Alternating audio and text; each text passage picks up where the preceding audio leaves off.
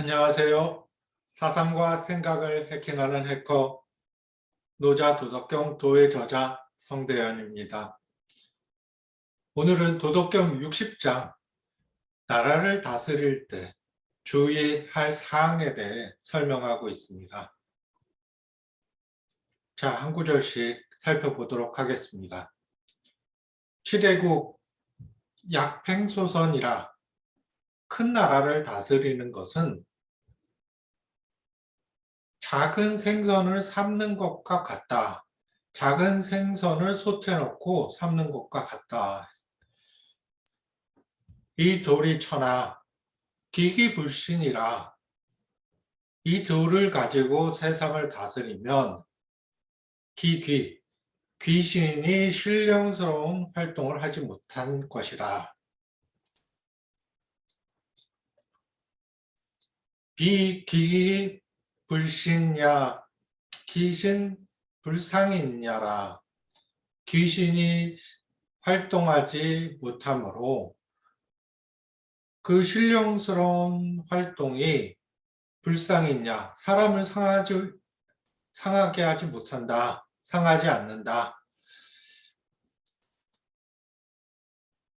비귀신 불상이냐, 성인역 불상야라. 신령스러운 활동으로 사람들을 상하게 하지 않으니 성인 역시 불상이냐, 불상야라. 다치지 않는다.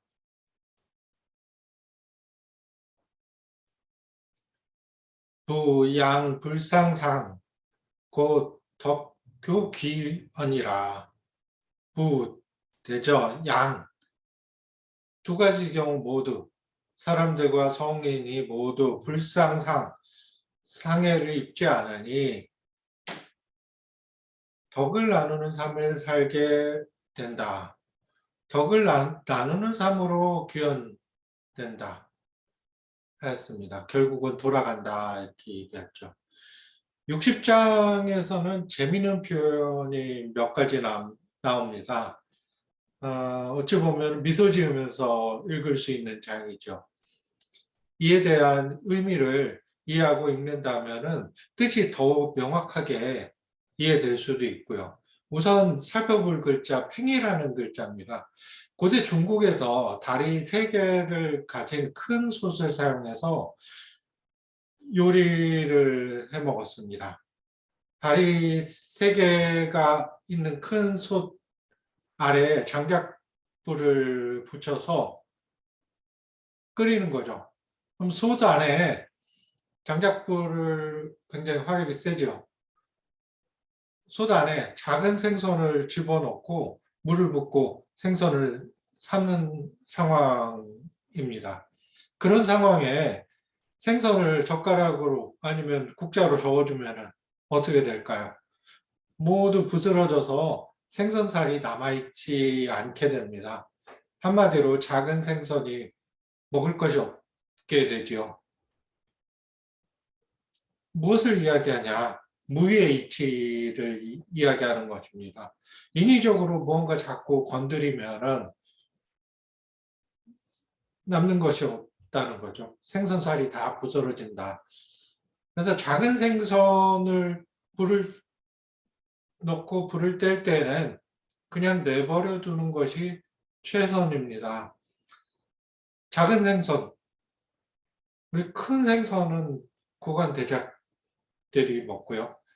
작은 생선은 이제 서민들이 먹는 음식이다. 이렇게 이제 비유를 하고 있는 것이죠. 서민들이 먹을 조그만 파이, 작은 생선을 가지고 국가 통치자가 자꾸 뒤집고 건드리는 것이 좋지 않다는 의미이죠. 두 번째 글자, 귀라는 글자가 있습니다. 우리 귀신이라는 뜻으로 사용되죠. 귀신이라는 것은 사실 누구도 본 적도 없고 실체가 없는 존재입니다. 그러나 신령스럽게도 귀신은 사람을 현혹하고 이상한 일을 일으키죠. 우리 귀신도 모르게 없어졌다 이런 얘기도 자주 하죠. 서민들이 본 적도 없고 실체도 잘 모르지만 서민들이 먹을